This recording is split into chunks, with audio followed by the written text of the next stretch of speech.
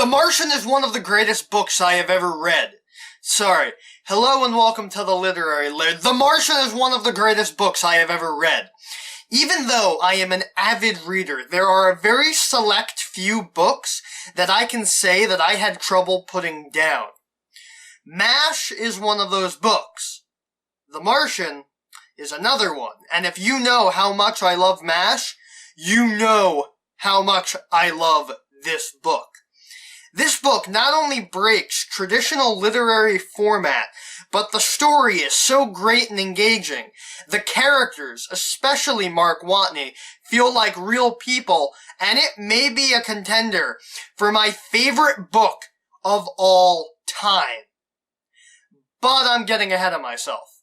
Let's talk about the author, Andy Weir. This was his debut novel. He's a computer scientist and programmer, and started writing the book in 2009.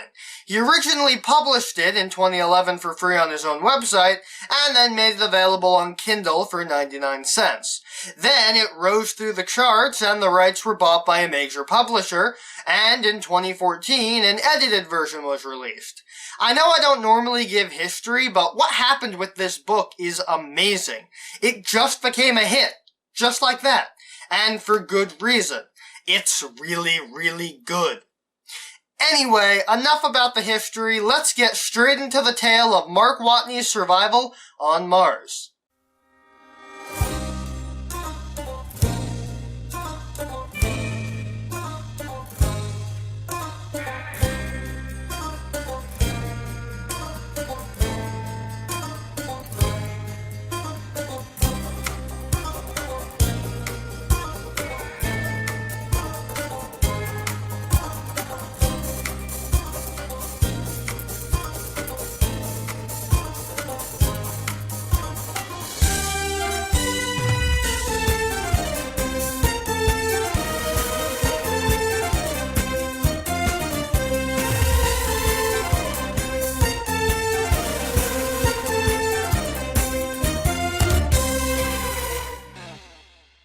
The cover is gorgeous. I mean, it's just an astronaut on Mars, but that's exactly the plot of the book.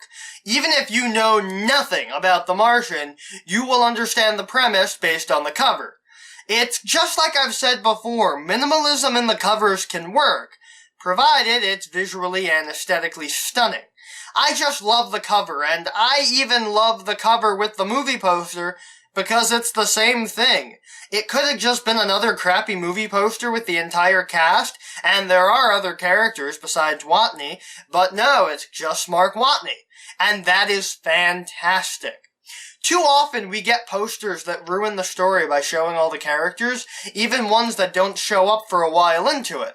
This one just gives us the character we know will be there, the titular Martian. Anyway, I've rambled enough about the cover. On to the story. The story begins on Sol 6, where Mark Watney informs us that he is pretty much fucked. I usually don't use language like that, but that's exactly what he said. See, he was on a Mars mission, Ares 3, with the rest of his crew when it was scrubbed 6 days in due to a storm doing more damage than predicted.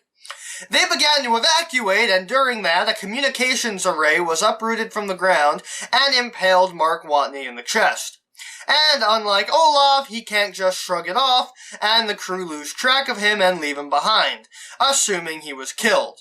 They start their long journey home, and the Earth has all their memorials and updates his Wikipedia entry, which he doesn't blame them for, cause if he was in their position, he'd assume he was dead too. It turns out that it wasn't that bad an injury, and he wakes up and patches himself up before assessing the situation. He explains the Ares program, in which they go to orbit, get into a ship named Hermes, and then use that to get to Mars. Get into a landing pod, land on Mars, and then, when their mission is done, get in a MAV, a Mars Ascent Vehicle, and go back to Hermes and turn around back to Earth. But the crew took the MAV and the Hermes with them, so he's stranded. And to make matters worse, because he was impaled with the communications array, he can't even contact anyone to let them know that he's alive. He takes stock of supplies, and because it was a mission for 6, he'll survive pretty long using all the leftover stuff, and by dividing the rations as to only fill his minimum caloric intake and vitamins, he can survive for a fairly long time. Just not long enough for the next Ares mission to be able to find him. So he'll still be the first man to die on Mars, he'll just die later than everyone thought he did. But Mark's a botanist, and so he figures out how to survive.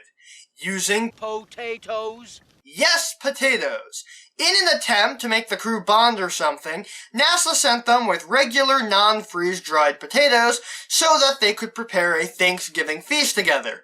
And since that feast won't happen, Mark can use those potatoes and replant them in the Martian soil so that he'll have a renewable food source for himself and survive longer than he would have on rations, though he's still not out of the woods yet, because Martian soil is basically impossible to grow food in, since it lacks the basic microorganisms that Earth soil has. But Mark figures that out too. Poop. I am not even kidding. He uses his own poop as fertilizer so that the soil can grow potatoes.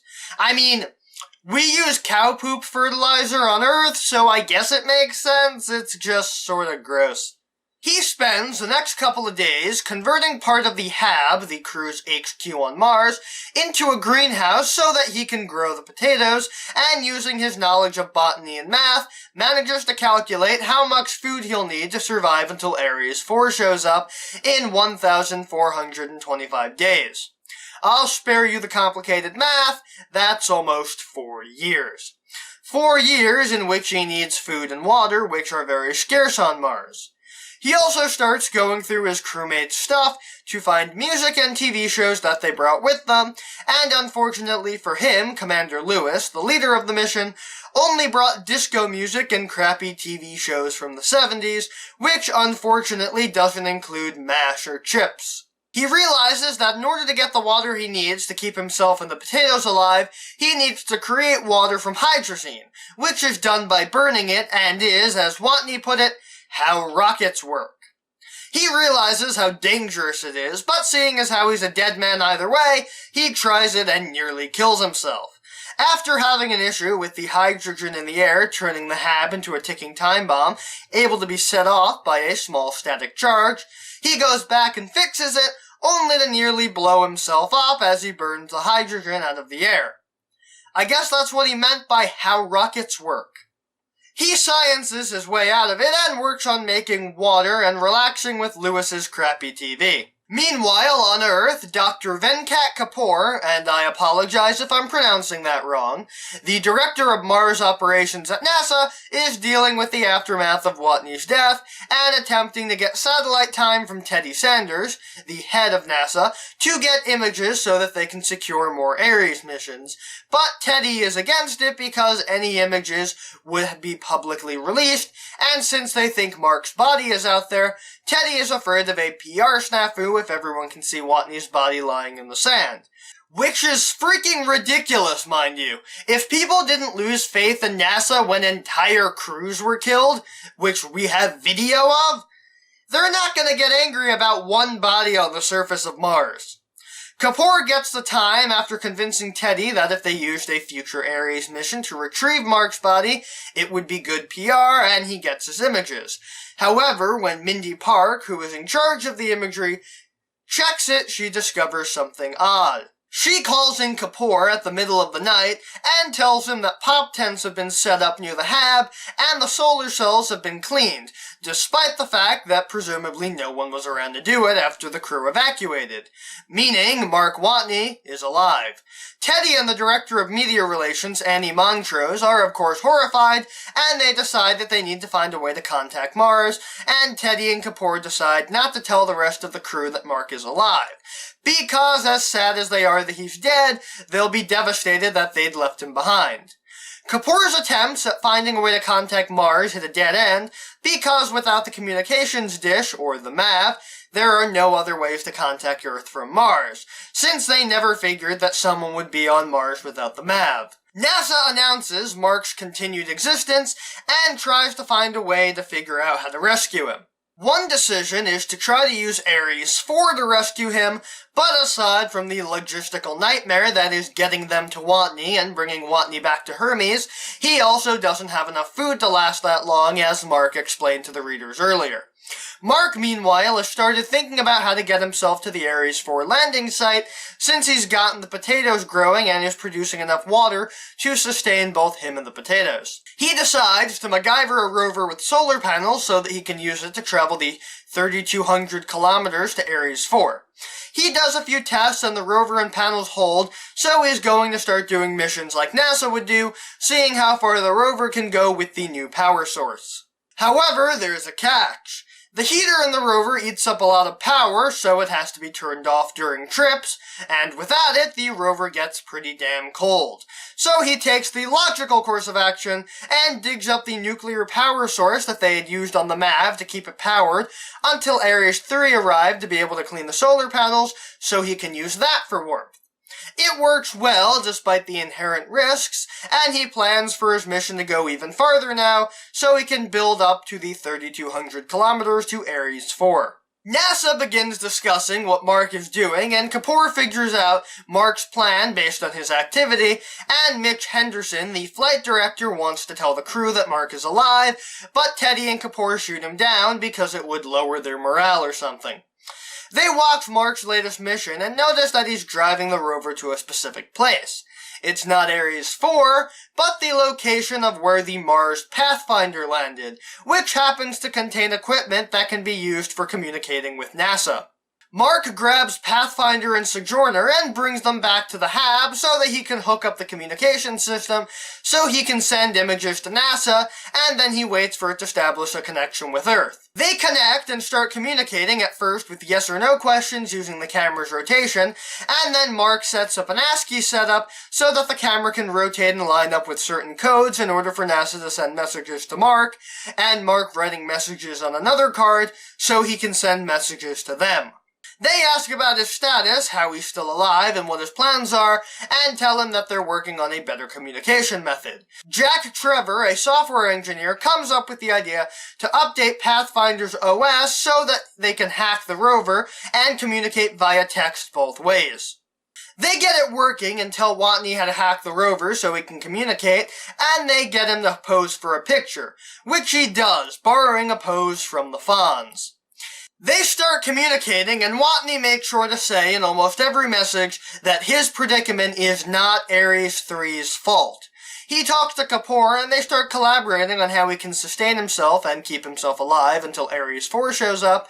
Also, he sends ASCII boobs. It amuses me that a NASA astronaut who is in a life-or-death situation does what I used to do on a TI-84 when I was bored in middle school algebra. We get a flashback to the storm that stranded Watney on Mars and catch up with the Ares 3 crew en route to Earth. Mitch calls them up and tells them that Mark Watney is alive, and while they're mostly ecstatic, Lewis is distraught that she left him there since it was ultimately her decision to evacuate when they did, despite the fact that she had no way to know he was alive, and Mark sure as hell doesn't blame her. We start to get some interludes about the history of the material used to make the hab, while Mark finally gets to contact Hermes and Lewis sends a message apologizing to him, but he of course tells her that it was bad luck and not anyone's fault.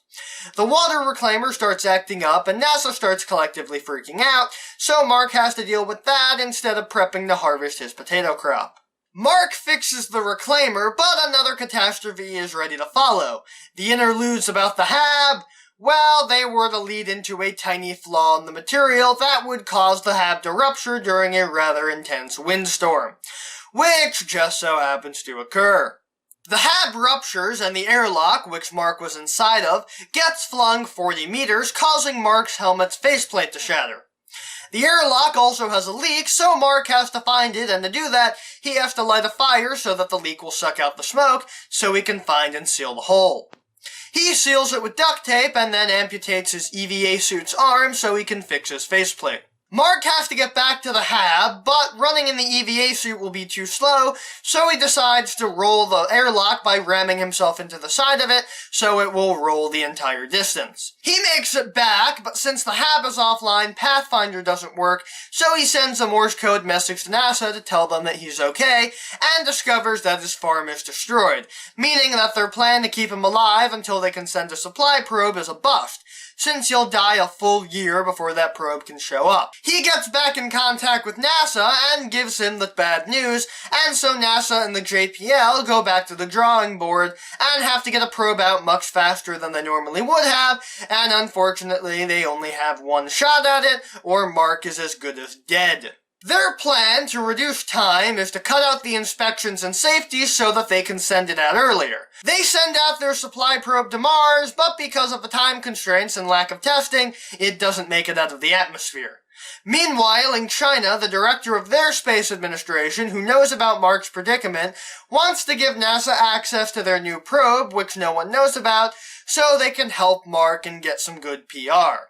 They decide to do a trade via scientists. NASA gets the rocket, and China gets one of their guys on the Ares 5 mission, and NASA agrees, and they get to prepping the Taiyang Shen for launch, wanting it to crash land on Mars so they don't need landing systems to reduce the weight. Rich Purnell, a NASA astrodynamicist, comes up with a way to save Mark. However, it requires the Taiyang Shen probe. He presents his idea to Kapoor, who brings the idea up with the rest of the higher-ups, nicknaming it Project Elrond, since they have to meet in secret about it.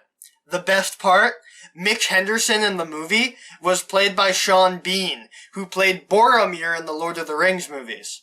The idea is to send the Taiyang Shen probe to Hermes, and for Hermes to slingshot around the Earth, and return to Mars to pick up Mark as they make the go-around back to Earth. That requires both the Ares crew to agree to extend the mission, and for Mark to make it to the Ares 4 MAV, which is 3,200 kilometers away.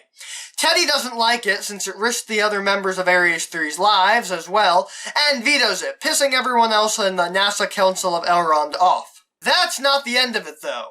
The rest of the council decide that the crash lander idea is crap, and send an encoded message to Vogel, another member of Ares 3's crew, disguised as a message from his wife, and he and Johansson, the computer expert of the mission, decode it, learning about the Rich Purnell maneuver. They call in Lewis, who is totally for it, explaining to the crew that if they agree, they either die or risk their NASA careers beyond Ares 3. Naturally, they all want to save Mark, so they hack the computer so NASA can't turn them around, and give NASA no choice but to go with Rich Purnell's plan. They fill Mark in on it, and he preps the rover so he can make the long journey. That means taking the atmospheric regulator, oxygenator, and water reclaimer from the hab and putting them into the rover, along with Pathfinder. However, as he was making those preparations, he tripped the breakers and killed Pathfinder, meaning he's once again on his own. He sends a Morse code message and decides that he's back in control of the mission and is going to the MAV. He also invents a new unit of power, pirate ninjas. He sciences his way into building the rover, and I'm not glossing over it because it's not important, which it is. I'm glossing over it because it's too complex a science for my brain to comprehend. And apparently, my scientific advisor doesn't get it either. I'm a professor of mad science, not space science. You want an army of giant robots? I'm your guy. You want a rocket? Go ask Dr. Insano. I think he finally got that stupid orbital death ray working. Anyway, the Ares crew gets to talking with their families before making the trip back to Mars, and Commander Lewis's husband got her a mint copy of ABBA's greatest hits. Teddy and Kapoor go to China to oversee the launch. Vogel talks with his wife about their kids and his ailing mother. Beck talks with his sister about the mission. Martinez talks with his wife and son about how long he'll be gone and how she misses him. And Johansson talks with her parents, who understand what she's doing, but are understandably nervous, especially considering what happened last time she went to Mars. The probe launches and docks perfectly, and they head for Mars, and Mark heads for Schiaparelli Crater, which is where the Ares 4 MAV is. Also, Mark figures out that since he's about to technically steal the Ares 4 MAV, that makes him a space pirate. I wonder if that means he's gonna get a Ranger key out of it. Mark prepares to set off, and NASA starts watching him, observing his status, and unfortunately, he'll eventually drive into a giant dust storm that will block out the sun. And since he uses solar panels to control the rover, well, that's an issue. The Hermes crew is limping along as parts are beginning to fail, which aren't a huge issue but are of some concern, causing Beck to have to share a room with Johansson, whom he has a crush on. Mark drives into the storm and slowly realizes it as he starts trying to escape it while dealing with less effective solar panels. It takes some doing, but he makes it and briefly considers stopping by the Opportunity rover to take its radio, but decides against defiling another historical site. Mark gets to the crater and starts riding down into it, but it's not a very stable slope, so the rover ends up turned on its side and detaches the back car from the rover. Mark gets out and starts working to both right the rover and the trailer and replace the tow hook that broke them apart so he can get moving again. Mark fixes everything, and the JPL continues working on modifications to the MAV that Mark will have to do in order to get it within range of Hermes. The JPL gives their modifications to Kapoor, and they plan to have Martinez pilot the MAV remotely so Mark can pull out all the systems to reduce the weight, and also remove the window, putting the HAB canvas over it. Mark is understandably hesitant, but he's willing to do it. Hermes gets to contact Mark for the first time, and everyone prepares for the big day. Hermes gets to Mars, and Mark gets into the MAV and commences liftoff, finally leaving Mars, but there's a small problem. The intercept range is very slim, so it'll take some doing to grab Mark and get him back to Hermes. Lewis decides that in order to help them, they're going to deliberately breach the airlock to give them a push, and Vogel makes a bomb to do so. Everyone on Earth and on Hermes waits with bated breath as they enact their plan, and Beck goes out to retrieve Mark, and succeeds, bringing him back to Hermes. Everyone celebrates, and Mark gives one final log talking about how happy he is and how grateful he is to be saved before the novel ends. And that was The Martian. It was awesome. I've heard criticism that it's annoying that it's mostly Mark talking to himself, but that's what makes it awesome. Mark Watney isn't some stoic soldier or action hero. He's a frigging botanist, like Sulu from Star Trek, but somehow even awesomer. Honestly, the writing is great, the humor is great, and all the characters seem real, so that there are some you love, like Mark and the other Ares 3 astronauts, and some you hate, like Teddy Sanders. Overall, it's a phenomenal book and definitely worth the read. Plus, the movie is awesome too, and is a relatively faithful adaptation, with the exception of tacking on a scene at the end that wasn't really necessary. Anyway, that's all the time we have for today. If you'd like to see more of the Literary Lair, you can hit that subscribe button. And if you have any comments or complaints about the video, you can put those in the comment section below. And if you enjoyed this video, show it to your friends and share it around the internet. And maybe consider supporting the show on Patreon. See you next time.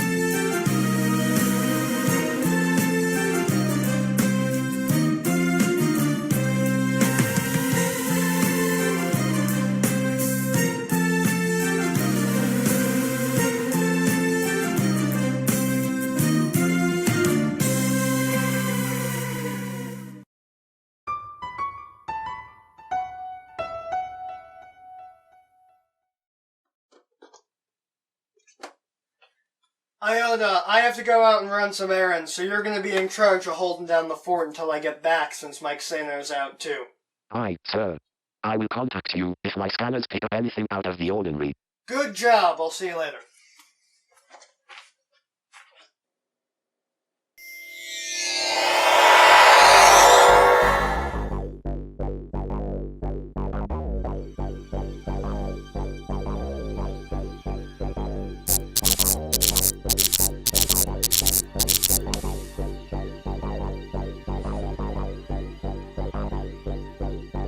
Fascinating.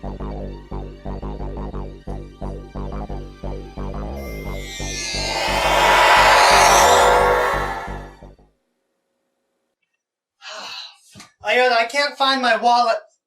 What the hell? Iota! I ordered you to bring back intel, and you destroy his computer?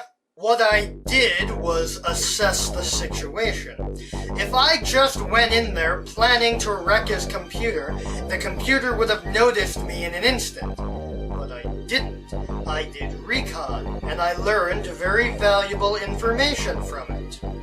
His computer system, during a security scan, is not primed to pick up anything except biological life forms. And that means what to me? It means that I can go in unnoticed by him, especially with a masked transporter signal. In fact, it'll be much easier the next time, because in addition to wrecking that stupid computer, I also downloaded all of his security codes, meaning I can get in a lot faster next time. Fair enough. Now we formulate a plan for what to do with that.